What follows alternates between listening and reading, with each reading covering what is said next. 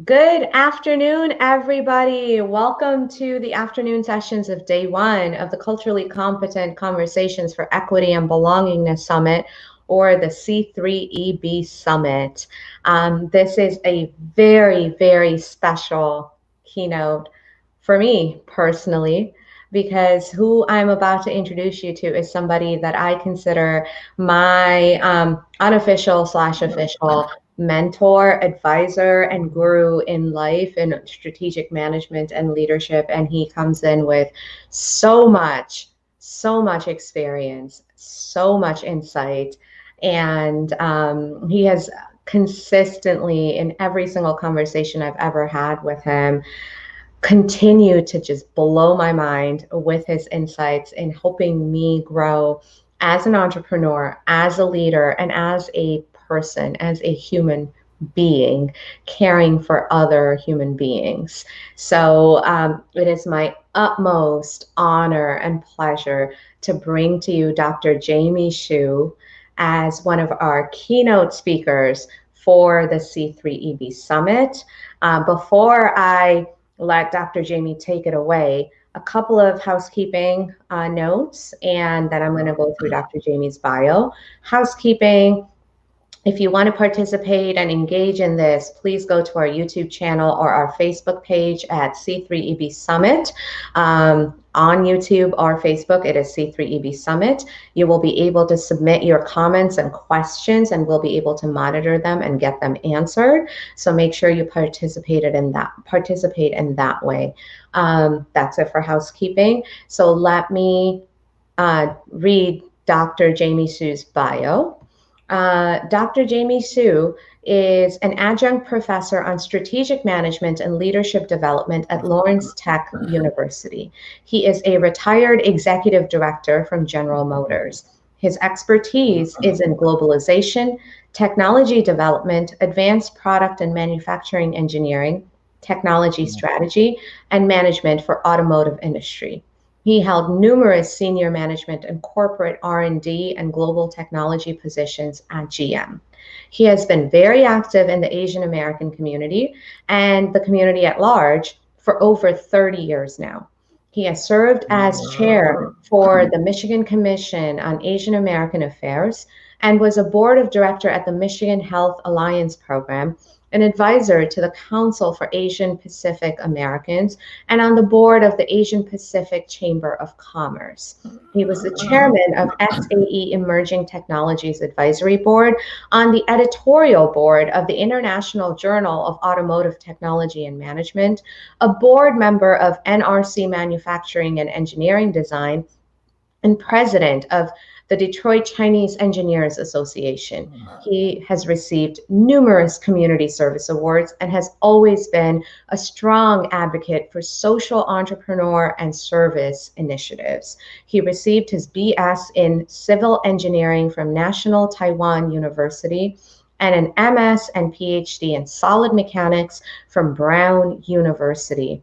So without further ado, it is my absolute pleasure to introduce all of you to one of my favorite people in the whole world, Dr. Jamie Hsu. Dr. Jamie, hello. Hello, AJ. I'm not sure people can see me. I cannot see anything on the screen yet. This is interesting. Everybody can see you. Oh, okay. So I'm going to let you take it away so that you can blow us away with your insights. So I'm the only one. I cannot see the screen myself, right? Yes, you're the only one who can't see it, but the rest of us can see you. So go ahead with your presentation. Okay, so you assure me I'm there, right? Okay, yeah. First of all, good afternoon, everybody. I'm really delighted to be able to be part of this summit. I think the topic of equity and belongingness is very clear, close and dear to my heart. I came to this nation about 50 years ago. So along the way, I've been struggling and tried to reach equities and belongingness in every field I've been in. Although I don't have any academic background in psychology, in human behavior, or social science, or law degrees, But through the years, I have a lot of hard-earned experience and know-hows. So I like to share some of that with you today, the practitioner's journey and learning. Okay. Let me see if I can advance the slide. Okay, it works, right? Okay.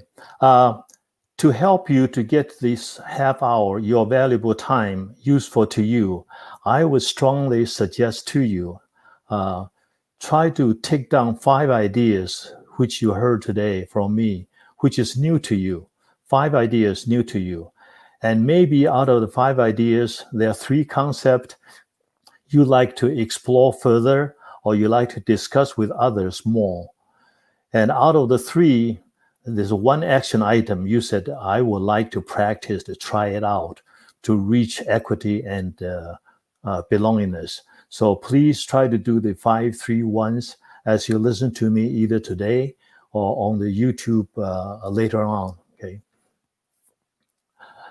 As I said, the interest for me in equity and belongingness has been a long time, but I've seen many people try to fight, try to get equality, try to get equity, and even fight for injustice, try to get justice. There are a lot of demonstrations you've seen over the years, a lot of protests, a lot of lawsuits. But it's more important, I think, beyond equality, justice, and equity, is really to reach belongingness. Instead of watching the game from the outside the fence, we need to be able to find a position we can play on the field with others. We also need to find a seat at the table, at the corporation table, to make decisions. That's belongingness. Belongingness is not just get equity, equality, so I can see it. You want to be part of this game and a part of the decision-making process. Okay? As I said, I've been through a lot. I'm the first generation of immigrants. I came from Taiwan. At that time, hardly spoke much English.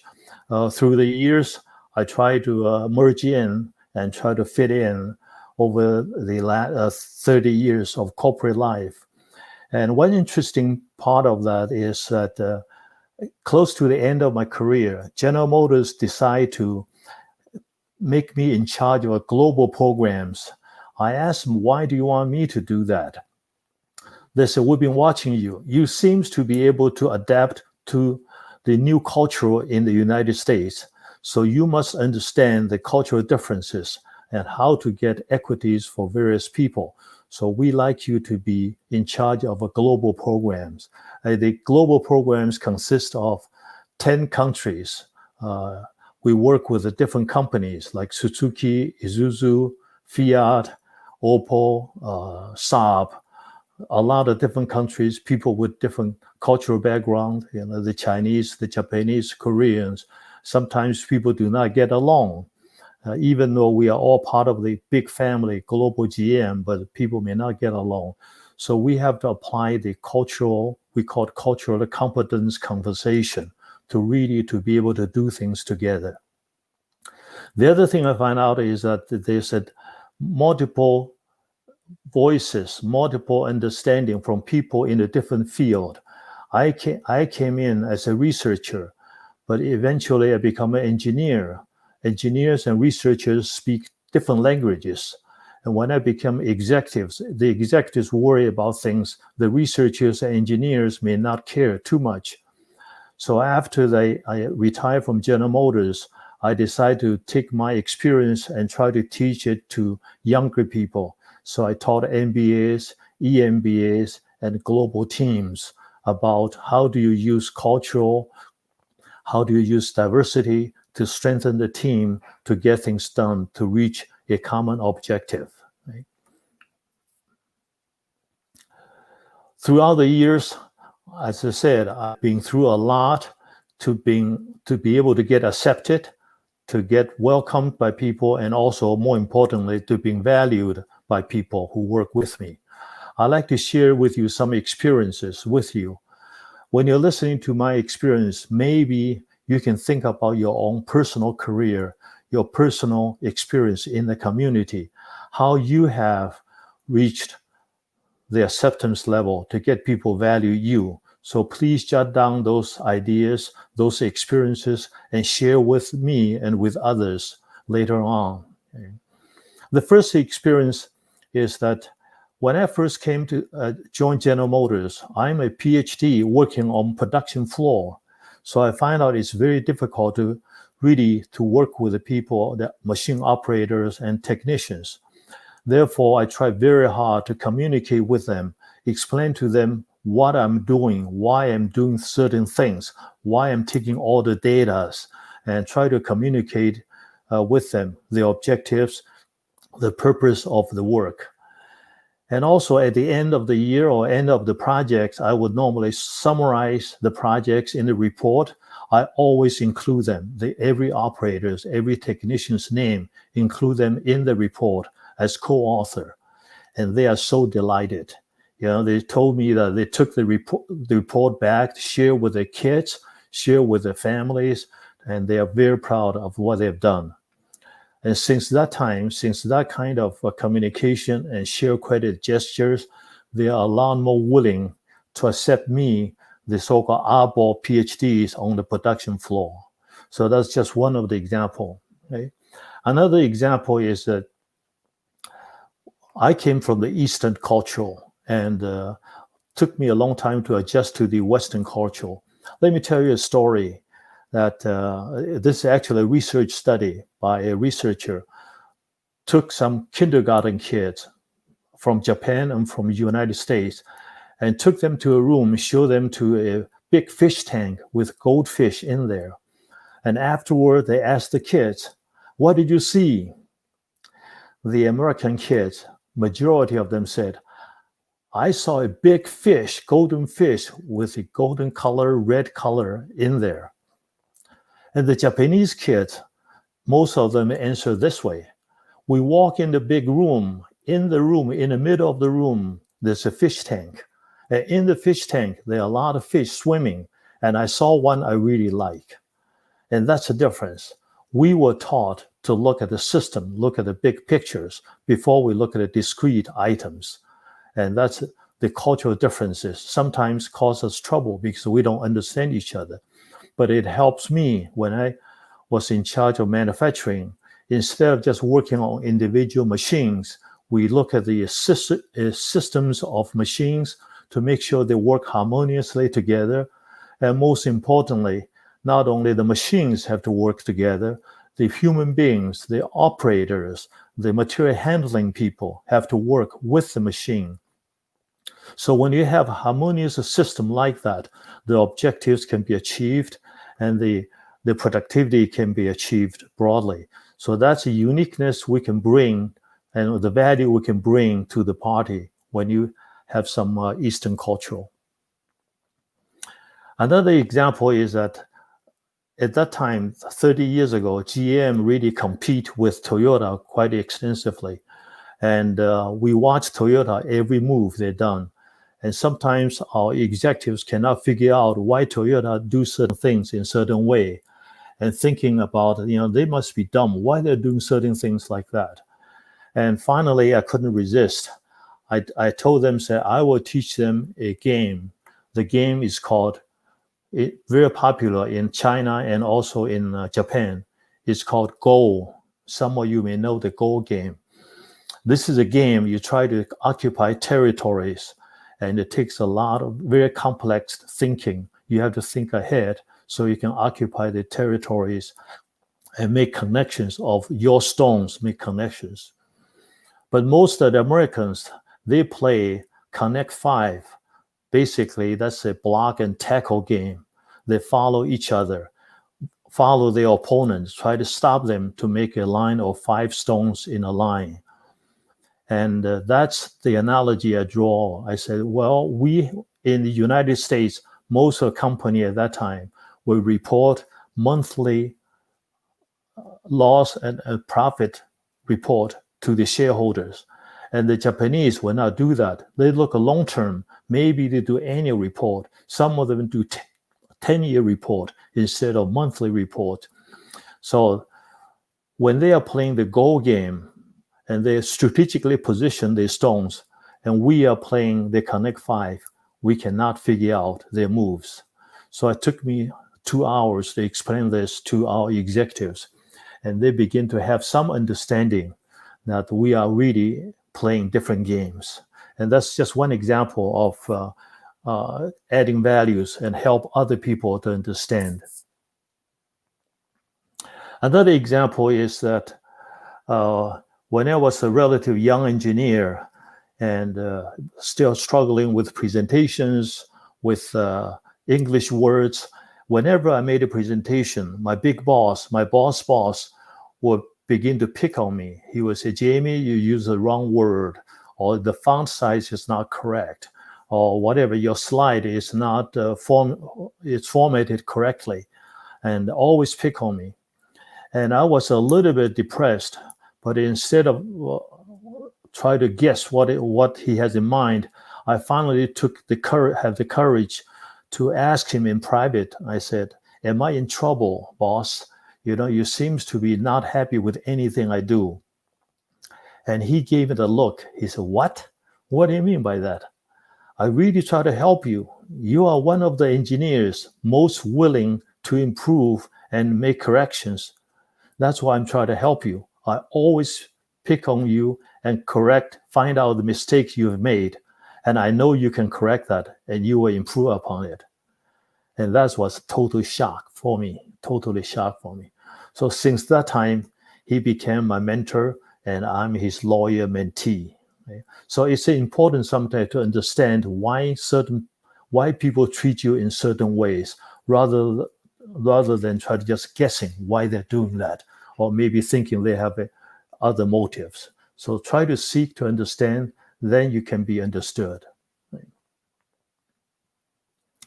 Another example is that we Asians, most of the time we are relatively reserved and we don't really speak a lot in meetings. We tend to be quiet. Sometimes that was mistaken by we don't know anything and we have nothing to contribute. So instead of in order to overcome that, I took an effort that after every meeting, I would summarize the highlights of the meeting and also do some analysis myself and make proposals, make some additional comments, and send it to everybody in the meeting and also my boss. And they really love that because they find out it's a great way for them to understand what is being said and what's the next steps we might do. So suddenly, instead of a quiet members in the meeting have nothing to contribute, they really look at me as a very valuable contributor. They welcome me to any meetings they have, any important meetings. That's how I earned a seat at the table, because then I can contribute differently, in a different way, but become a valuable member. Okay. This is the question. The last item is really I answered to AJ. AJ asked me once, what drives you? You've been here for a long time and you seem to reach a leadership position, but what drove you to do that? I told her that in the last 30 years, I always constantly asking myself, am I getting better and better every day? The other question I ask myself is, am I making a difference in people's life? Okay? For example, just like today, I learned so much from all the speakers, previous speakers, by the panelists. I learned so much. So I'm pretty sure I'm becoming better today because I learned so much from every one of you. And also, hopefully, my talk, my ideas may generate some ideas in you so you can do something differently. So I can make your life a little bit different, a little bit better. Now, after you heard my stories, my experiences, I'm sure you have similar experience to share, and you have done something to get yourself accepted by your team, welcomed by your team, and also be valued by your team or by your company. So think about those things and jot down on a piece of paper or write down in the comment sections to share with everybody. This is how we can learn. We can help each other to get better, to reach equities, and also to reach belongingness. So try to reflect on yourself. More specifically, I have 3 suggestions for you to get you accepted, to get you welcomed, and get you valued. Okay? The first one is to know yourself well. Second one is to know others' needs. Third one is to align them so you can create value. Okay? Just complaining, just protest, just demonstrate is not enough. Those are the necessary first steps. But eventually, you had to become a very valuable person to the team, to the society, to the corporation. Then they definitely will include you. They will love to include you. Right? Now, know yourself. Again, most of the people I know of with Asian Americans tend to be very shy. So I ask them to brag about themselves. They don't know how to brag. I say, if you don't know how to brag about yourself, how other people can know your value and want to include you in the team. For example, I ask some people, say, what's unique about you? A lot of people say, well, I speak 2 languages. I speak English and also my native language from China, from Korea, or from Japan. Then I further ask, if you are in a room full of people who speak both, all of them speak 2 languages, what makes you different? Well, some of them say, yes, I can do translation. I not only can speak 2 languages, I can do translation. And then I ask further, I say, if the room full of people, everybody can do translation, what makes you stand out? And one person answers, I can do simultaneous translation. That's her shining star. She can do simultaneous translation with 2 languages. That's something you have to do to build your brand. And ask yourself, if you don't have that, it's very difficult to ask people to value you, to include you, to give you a seat at the table. Right? Try to find your own shining star. Next is to really know other people's need. There's a saying that the strength of a chain is determined by the weakest link. So that anything, any team, any objectives, any projects, program is like a chain.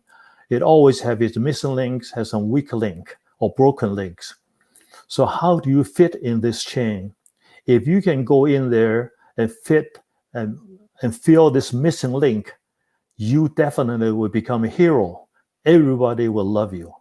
If you go in there and join in I call the fat link or the waist link there and say, I like to join your team, but I'm adding weight to this chain, but not strength to this chain, then you're wasting your time. You can complain. You can ask the HR department to force people to accept you, but that's not a good way to do it. Right? You have to say, I have value proposition. I can fill your missing link. I can fix your broken link. Then you will be accepted. You will become welcomed and valued. The third one is to really constantly seeking feedback and receive feedback, because we may think we're doing the right things. We may think we are doing things of value to others, but that may not be true. So instead of trying to guess, best thing is to ask people. Right? Most of the people are very willing to help you. Right? Here's the example I've used in the last 30 years. Whatever I do when I join the team, after a while, I always ask people these questions. What should I do more? What should I do less? And what should I do the same? And to be of value to you, to this team. Right? Instead of asking the generic questions, how do we evaluate you? Give me a rating of 1 to 10. That really doesn't help me. That doesn't really add to the conversation. It doesn't help us to understand each other well. So don't ask, give me a rating of 1 to 10. Ask very specifically, what should I do the same? What should I do more? Or what should I do less? That conversation will open up your communication channel and also make you a lot more valuable. What you do will be valued and be useful to others. So, in summary, in order to reach equity and belongingness, you must first have empathy to be able to understand others, their pain, their concerns, their needs, and also willing to learn from them and continues to do improvement on yourself so that you can create more values for other people, for the company, for the business. If you can do that, then no matter where you are, in schools, at the workplace, in the communities, and in the societies, wherever you go, you can get equity and belongingness. I would like to congratulate you now for embarking on this journey to attend this summit. And with practice and with determination, I can assure you that you will belong, not just to any group, but to the brightest and the best. That should be your goal. Wherever you go, try to belong to the brightest and the best so you can rub shoulders with the influencers, with the leaders, and you belong to that group. Okay? I'd like to thank you for your participation. If you would send me the 531 list, the 5 ideas new to you, 3 concepts you like to discuss with others or explore more, and the 1 action item you like to practice. And also, if you would send me your comments and your thoughts, I would like to enter you into a drawing and receive a copy of my book. The title of my book is called Living a Fulfilled Life. And I wish every one of you can reach equity, belongingness, and live a fulfilled life. Thank you so much. Bye-bye.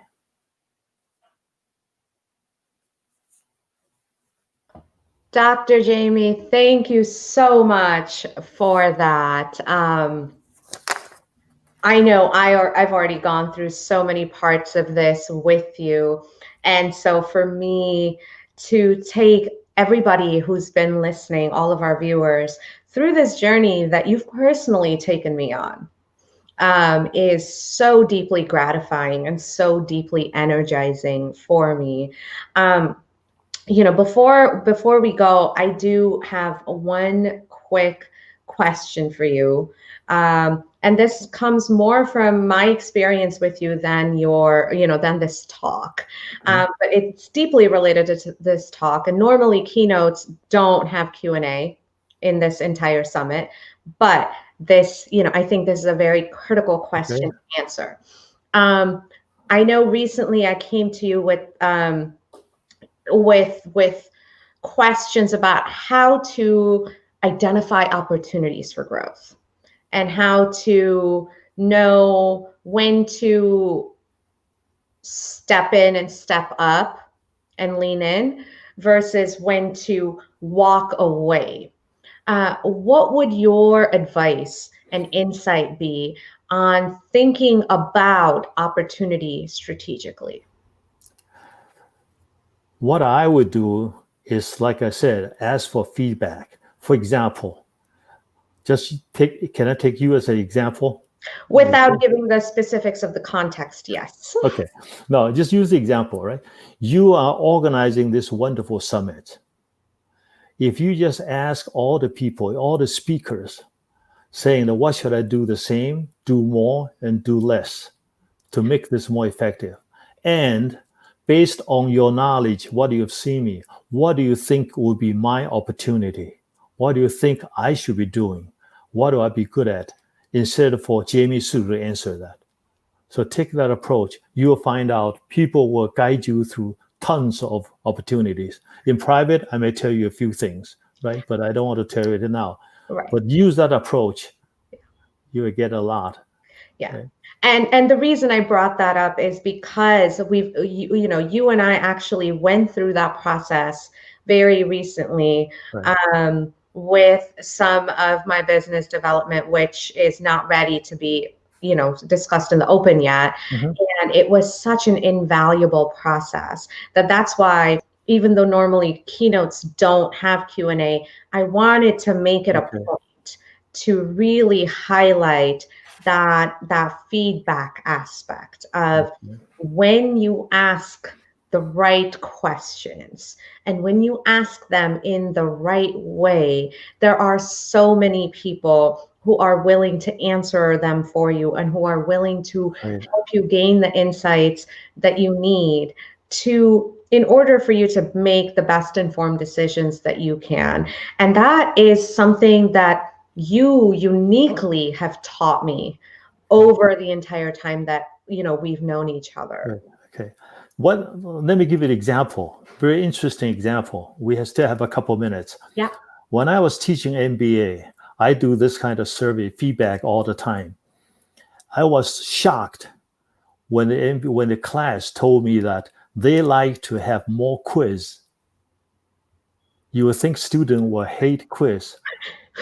Yeah. They love quiz. I asked them why. They said, because the quiz help us to really understand what is important in our learning. So they're serious about learning. The other thing I find out when I do this, I ask them to do a team feedback, not individual feedback. I will walk out of the classroom and give them 30 minutes to discuss. I can hear them have a heated discussion inside. And then I find out what's the majority opinion rather than individual ones. Because sometimes we call the squeaky wheel get the oil, right? Sometimes the people who speak the loudest will get attention, but that may not represent the majority's view. So when they do this kind of feedback, suddenly the squeaky wheel sometimes gets silenced. It's very interesting. So you also help them to do the teamwork, to understand each other, not just to help me, to understand each other's viewpoint. Right? So. Absolutely. And I love that. And so this is, for everybody who's tuning in right now or later, this is truly why I reached out to Dr. Jamie and I said, please be my keynote, because with all of your multidisciplinary and multicultural experience and expertise, your voice is so important to my mission and to this movement that I'm trying to create. So thank you so much, Dr. Jamie. Thank you for this opportunity. Okay. Absolutely. And I'm going to be messaging you over the next couple of days as soon as this is done for a complete debrief and a complete breakdown of everything to move forward. So I'm really looking forward to that. Definitely, you're welcome. I also welcome everybody else comments or feedback. Yes. Yeah. Yes. Thank you. Dr. Jamie is one of the people that I know that actually truly loves feedback. So please share your thoughts on the comments here. And I know he's going to read all of them, and he is the kind of person that will respond to them too. So please, if you have any questions, don't hesitate to reach out to Dr. Jamie. And again, thank you so much, Dr. Jamie. I'll message you as soon as this is done. Okay. All Best right. to everybody. Yeah. Bye. Bye-bye.